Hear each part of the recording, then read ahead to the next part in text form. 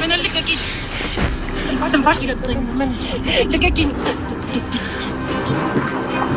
شوشة لا تنفعش من اللي لقاكين ما تنفعش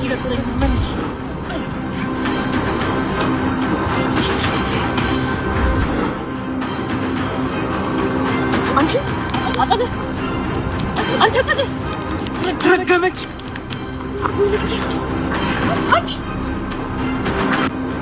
ወንድምሽ እኮ ነው።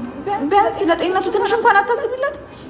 ይልቁኑ አንድ ነገር ከጠቀመች ልንገርሽ፣ ወይኔ ቤት ወርውረሽ ከመበስበሰሽ በፊት ከዚህ ግብን በሰላም ውልቅ በይ። ምን አይነት ሴራ እንዳሰብሽ ባላውቅም እኔ ግን መቼም ቢሆን እዝራና ጋሼን ለአውሬ ጥያቸው አልሄድም። አይደለ አውሬው የዛ ጊዜ ማን አብረን ያለ የማትረቢ እማዬ፣ የእውነት ይህን ነገር አድርጋሽ ከሆነ ግን ለነገሩ ከአንቺ ጋር ስንት ይቆራረጣል። ቆይ እስክንድር ስለምን ክዳት ነው የምታወራው? አንቺ አስመሳይ! ሁሉ ነገር ካወቀው ሳታፍሪ ተሳስቶ ይሆናል እንጂ ሀብል እኮ ልጅ አይደለችም።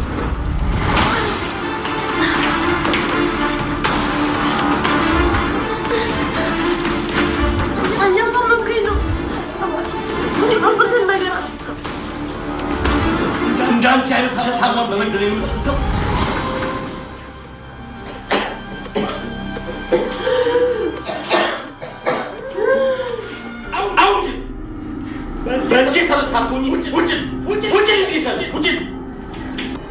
አንተ ማትረባ የከፈልኩ ገንዘብ አንሶ ነው ሌላ ጨምር የምትለው?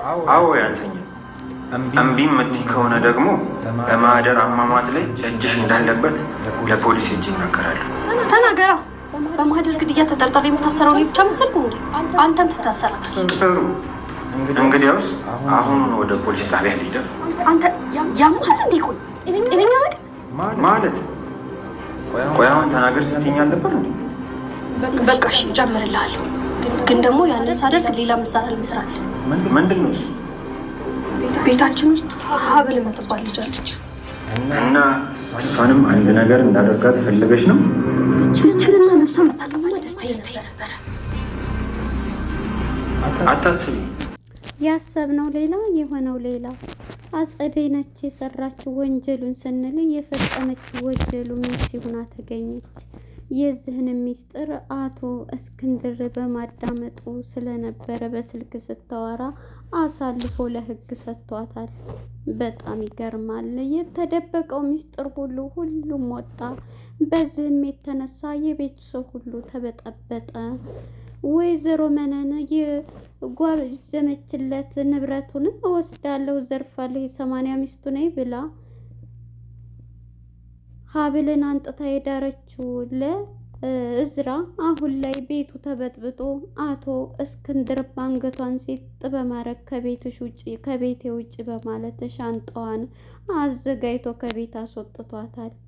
ወይዘሮ መነንም ይሄንን ስትሰማ ተንበርክካ ይቅርታ እባክን ባለቤቴ ብትለውም በፍጹም ዓይንሽን ማየት አልፈልግም ውጪ ብሎ አባረራት። ቤቱ ተበጠበጠ። ሀብልም ሻንጣዋን ይዛ በመውጣቷ አቶ እስክንድር ግን ስለሚወዳትና እውነቱን ደግሞ ስለነገረችው በፍጹም በፊት አዎ አላቅም ግን ከጊዜ ብዛት አፍቅሬዋለሁ ብላ ተናገረች። በጣም ይገርማል። ሰላም ጤና ይስጥልን ውድና የተከበራችሁ የቻናል ቤተሰቦች እንኳን ወደ ቻናል በሰላም መጣችሁ። ሀብል የተሰኘው እንግዲህ ተከታታይ ድራማ ክፍል 8 ተለቀቀ። ወደ ክፍል 7 ስንመለስ አቶ እስክንድር ያመጣቸው የህግ መርማሪ ፖሊሶች መጥተው ነበረ። ሜርሲን ትፈለጊያለሽ በማለት ሜርሲን ላይ ህጉ እንትን ያለው እንደ አባዬ ስትለው አዎ ለህግ ምርመራ ስለምትፈለጊ ማህደርን በመግደል ወንጀል ተጠርጥረሻል ስትባል እየሰማው ወንድሟ እዝራም በጣም ተደናገጠ። ይሄን የሚያደርጉት ሁለቱ ሀብልና እናትና ልጅ ናቸው መነን በማለት ይሄንን ሀሳብ አቀረበች። ይሄንን በምትል ጊዜ ዝም በይ እያለ አቶ እስክንድር ስታወራ በበር ላይ ሆኖ እያዳመጠ ነበረ። ከቀጠረችው ልጅ ጋር ቢላዋውን አንጥታ ደግሞም ቀጣይ የምትገልልኝ ከቻልክ ሀብልን ነው በማለት ይህን ወሬ በሚያወሩ ጊዜ እሱ ግን አቶ እስክንድር እየሰማ ነበር። እናም የወለድኩሽ አብራኬ ግፋይ ብኮኝም ምንም ያደረግሽው ወንጀል ልትመረመሪና ልትጠየቂ ይገባል ብሎ አቶ እስክንድር አሳልፎ ሰጥቷታል። ይህን የሰሙት ሁሉም አሁን ላይ ሚስጥሩ መውጣት አለበት በማለት ሁሉም ተፋጠው ነበር። እናም ይሄን ያደረጋችሁት እናንተ ናችሁ፣ ሁለታችሁ ተመሳጥራችሁ በማለት እንግዲህ ሁልሽም ውጭ ዝም በይ በማለት አቶ እስክንድርም ባለቤቱ መነንን አንገቷን ሲጥ አደረጋት። እባክህንን ይሄንን ነገር ይሄ ሁሉ ሴራ የአጸደይ ነው ይሄን ሁሉ ያደረገችው በሚል ጊዜ እንግዲህ በመጨረሻ ምንድነው ያደረገችው አጸደይ እነሱ ናቸው ብትልም መነንንም ሀብልንም እንድታጠፋ እያለች ያልተጠበቀችው ምንም አታውቅም ያልናት ሜርሲ ማለት ነው ሰዎችን ያስገደለችው እራሷ ናት። ምክንያቱም ይሄ ንብረት የአባታቸውን ንብረት ለመውረስ ብላ ይሄን ማድረጓ በጣም የሚገርም ነው። ሁለተኛ በንዴትና በስሜት የሚገኘው እዝራ ሀብልን በጥፊ በማለት እስካሁን ድረስ ምን አስቀመጠች ከቤት ውጭ በማለት ነበር።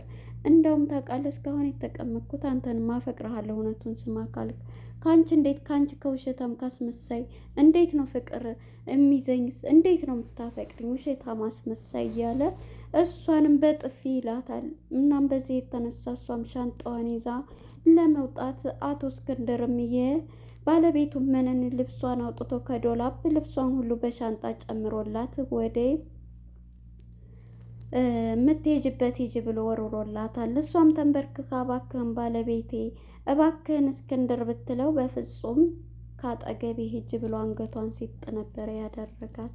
በዚህም የተነሳ አንድ ቀን እውነቱ ይወጣል ሁሉም እያለችውም ሀብልም ሻንጣዋን ይዛ በምትወጣ ጊዜ አይቻልም አንቺ አትሄጅም ብሎ አቶ እስክንድር ይይዛታል። ላይ እንደሄድም ሁሉም ፈቅዷል። እኔ በፊት እውነቱን ስነግረውት እሱን አፍቅሬው ነበረ ብላ ነበር የነገረችው። እውነቱን ስነግረውም እኔ እሷ እናቴም ትሆን ሁሉም አላቅም ሚስጥሩም ብላ ሁሉንም ስትናገር ሀብል በመጨረሻ አቶ እስክንድር ውጣ እሷ ዝቤት እንዳትጠብቀኝ በማለት እዝራም በንዴቱ ነው እኔ ልጄን ጸባይ አውቀዋለሁኝ፣ ስለዚህ ተረጋጊ አንቺ ልጄ ተረጋጊ እውነቱን እያለ እንዴት ታውቃለህ እንዴት እያለ እኔ ሂድ ውጣ ሲለውም ሂጄ እስከምመጣ እዚህ ቤት እንዳላገኛት ብሎ እዝራም እየፎከረ ወደ ውጭ ወጥቷል ማለት ነው።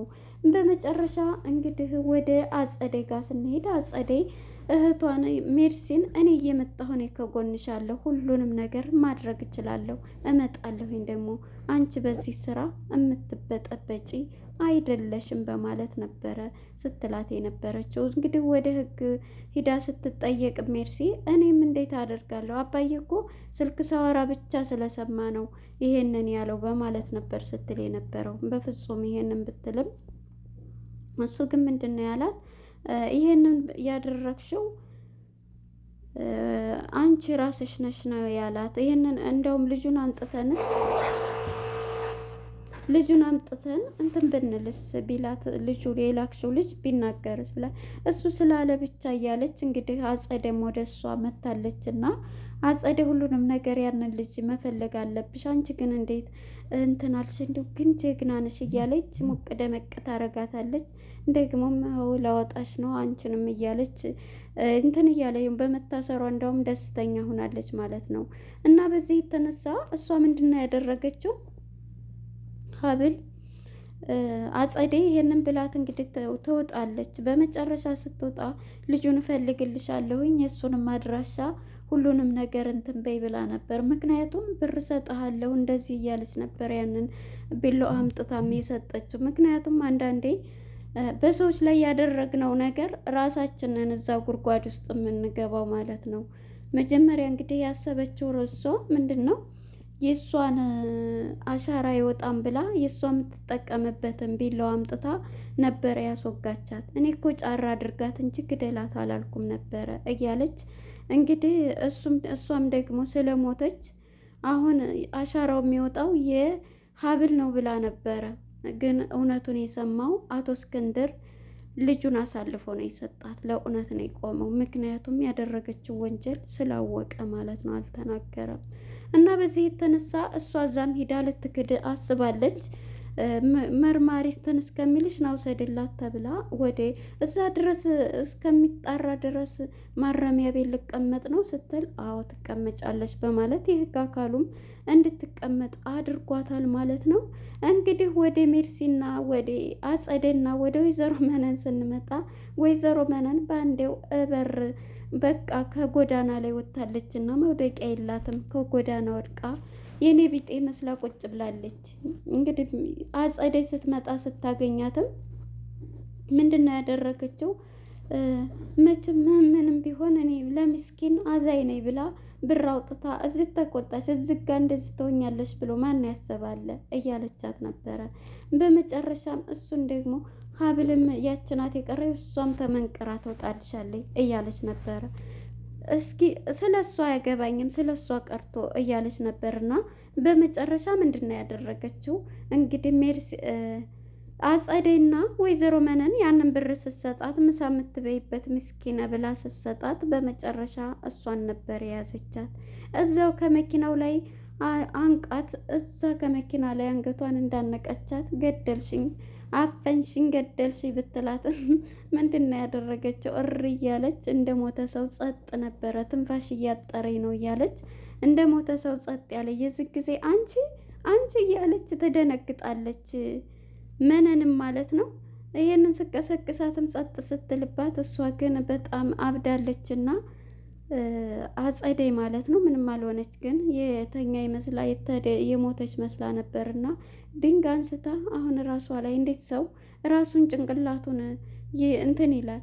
ከዛ አንስታ ጭንቅላቷን ብላ ያንን ደም እንደዚህ ቀብታ የራሷን ጭንቅላት ምንድነው እንደዚህ ኩነሽ የመጣች ስትባል ደበደበችኝ፣ አስደበደበችኝ በዱርዬዎች ባለቤቱ የመነንና የሀብል ስራ ነው አስደበደበችኝ ስትል እንዴት በፈጣሪ ይሄንን ታደርጋለች? ደግሞ አምናለሁ እሷ ይሄንን አታደርግም ስትላት ነበር። እማዬ ስትል እንደውም ደግሞ እሷ ምኑን እንትን ላለው በማለት ደግሞ አሁንም ሀብል ይሄንን እያለች ነበርና በመጨረሻ እንዴት እያለ አቶ እስክንድርን በጣም እንትን እያለ ነበር። አንቺም ደግሞ አሁን ተቀምጠሻል፣ ይኸው አስደበደበችኝ እያለች ከዚህ ቤት አንቺም ተወጫታለሽ አሁን እያለቻት ነበር። እንግዲህ ሀብልም ማለት ነው እየተከራከረቻት ትገኛለች። ሀብልም ደግሞ እኔ ከዚህ ቤት መውጣው እንዳንቺ አይነቱን እስክንድርን እዝራንና አባት አቶ እስክንድርን ትቼ እንዳልሄድ ነው፣ ለእንዳንቺ አይነቶች ትቼ አልሄድም ብላ አሁንም ለመታገል የምሞክረው ሀብል እንደዛ እየገፈተራትም ውጪ አንቺ አስመሳይ ነሽ፣ አንቺ ደግሞ ሌባ ነሽ ብዙ እያላት ነበርና እሷ ግን ይሄንን ማድረግ አልፈለገችም። እውነቱን ስናገር እዝራን አፍቅሬዋለሁ በማለት ለአቶ እስክንድርም ስለነገረችው እሱ ደግሞ የልጁን ጸባይም ስለሚያውቅ አይ አትሄጅም በፍጹም በማለት እሷን እንድትቀር አድርጓታል ማለት ነው። ነገር ግን ይሄን አንቺ ደግሞ አሁን ተውጫታለሽ፣ ፌስታልሽን ሻንጣሽን ይዘሽ እንድትወጪ እያለቻት በአንቺ ቢሆን አልወጣም ብላ እንግዲህ ሀብልም ይሄን መልስ ትሰጣታለች ማለት ነው። ደግሞ ይሄን ስራ እንደማታደርገው ሁለታችሁን የእናንተ ተንኮል ነው። ምክንያቱም አንቺና እሷን በዚህ ንብረት አንቺም በእንትን በገንዘብ እንትን ትሉ ነበር በማለት ስለምታውቂ ውስጣቸው ምስጢር እንደምትላል ነበር። እና እንግዲህ ይሄንን እያለች ራሷን በራሷ ገምሳ ደሟን አፍስሳ እሷ ናት ያስደበደበችኝ በዱርዬዎች ለማለት ተገዳለች ማለት ነው። እንግዲህ በመጨረሻ ይሄንንም ብላት ተለያይታለች። ሀብልም ደግሞ ላንቺ ጥያቸው አልሄድም በማለት ይሄንን ምክንያቱም አሁን እሷ የምትፈልገው ነገር ሀብል ከወጣችላት የምትፈልገውን ነገር ሁሉ ማድረግ ትችላለች። እነሱን የሆነ ነገር አድርጋው ትገልና ንብረቱን በራሷ ለማድረግ ትሯሯጣለች። ምክንያቱም አሁን ላይ ሜርሲ ልጅ የተባለችውም በእስር ቤት ትገኛለች። ለእሷ ጥሩ አጋጣሚ ነው እያለች አንሱን ለመጠቀም እየፈለገች ነው። ነገር ግን ጎበዟና ጠንካራዋ ሀብል ግን አልወጣም በማለት መልስ ሰጣታለች ማለት ነው። እንግዲህ የትናንትናው ሚስጥር የድብዳቤው የአንገት መተናነቁን እንዴት አያችሁት? በጣም ነው ግን የማይቆይ ሚስጥር ነው። ሁሉም በፍጥነት እንደዚህ ነው ድራማ መሆን ያለበት ማለት ነው። እናም ለነበረን ቆይታ እናመሰግናለን። በቀጣይ ክፍል እስከምንገናኝ መልካም ጊዜ